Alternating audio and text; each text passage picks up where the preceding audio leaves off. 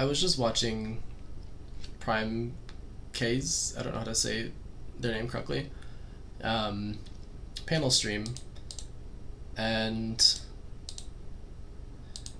um, they were talking about whether you should like cancel J.K. Rowling for being a TERF, for example, or H.P. Lovecraft for being racist, and the the discussion started going in this direction that was a lot more about personal morality, and I get a sense that's actually what's more common here on Twitch.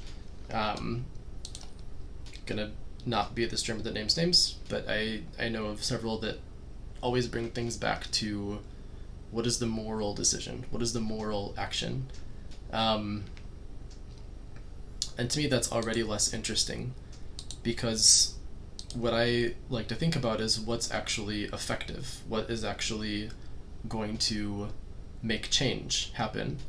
Um, in the case of J.K. Rowling, is a bunch of fans, a very small percentage overall,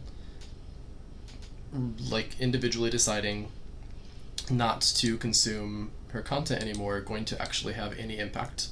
Um, Maybe in a and the answer is actually kind of complicated. So maybe in a very hold on, let me get some music on here.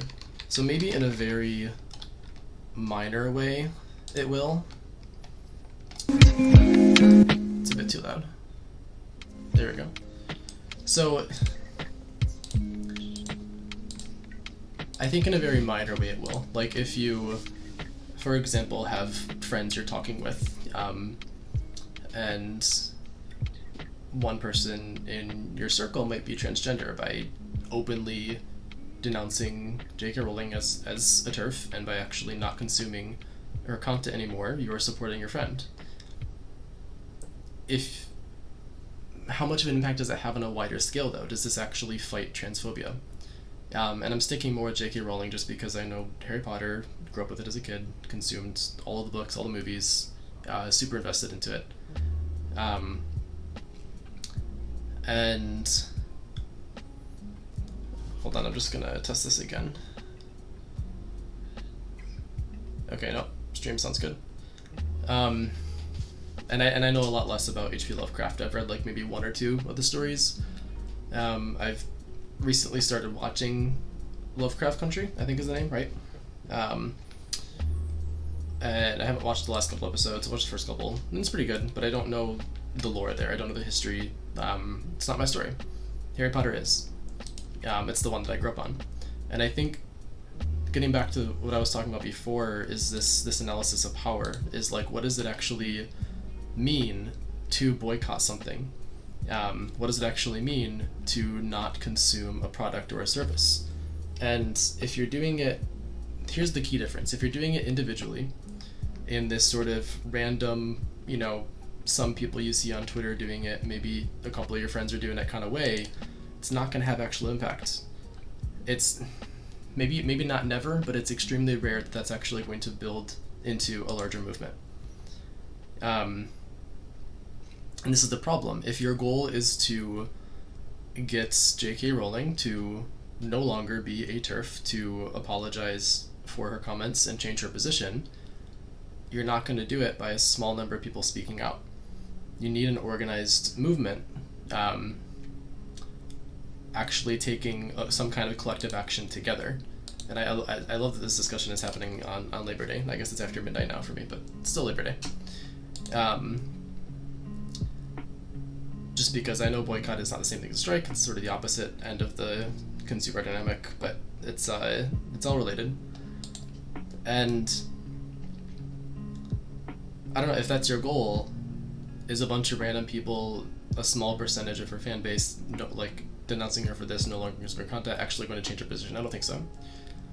What would actually be a goal is tougher to answer. I think that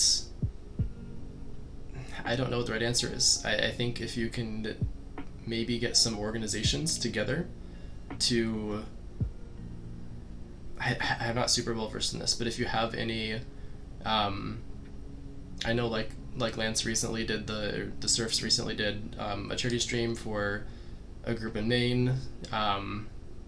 that I wish I knew more about. But if you have any kind of organization that's actually supporting transgender folks, and these organizations together, or it doesn't even have to be those organizations, but any kind of organization together comes out as a group of collective people that is a large amount of people and denounces the action or the behavior, then that has a little bit more power to it. So I think that's really all I have to say on that particular aspect. And I think this leads into another example too, which is that animal rights and being a vegan. So I am vegan.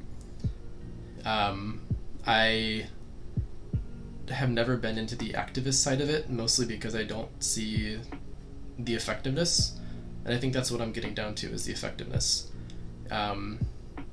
By me reaching out to people or calling out their dietary decisions or something like that, is that actually having an effect? My cat's over here somewhere. Where are you, buddy? Oh, he's down there. He wants attention.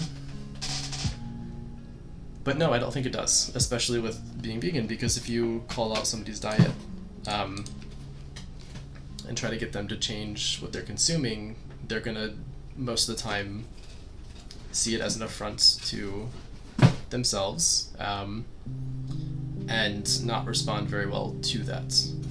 I think what's more effective, this is what I've found, I'm not gonna judge people's activism on an individual level because everyone's had different experiences here, and I'm sure others feel confident in what they're doing for a reason. But for me, I try to just live it.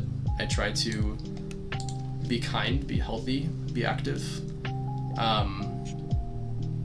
in ways that I'm able to, and show that I can lead a fully human experience while being vegan, because that itself is a demonstration that you don't need to consume animals to be happy, to be healthy, to be fit, to be,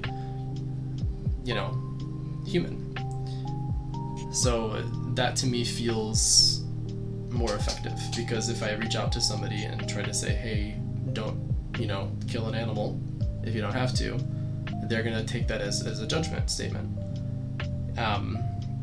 And that's gonna make them more defensive and more resistant to that change.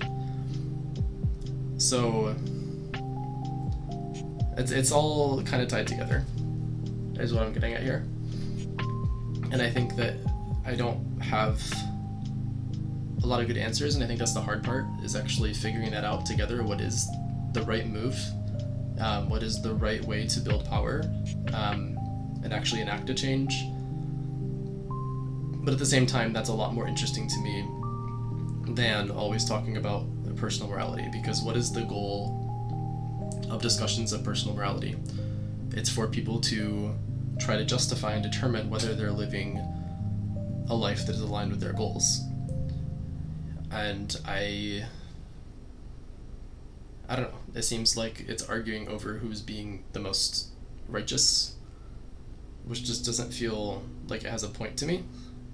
I'd rather talk about what are injustices that are happening, how can we actually combat them, and how can we do it effectively. I'd rather strategize, organize, build power together.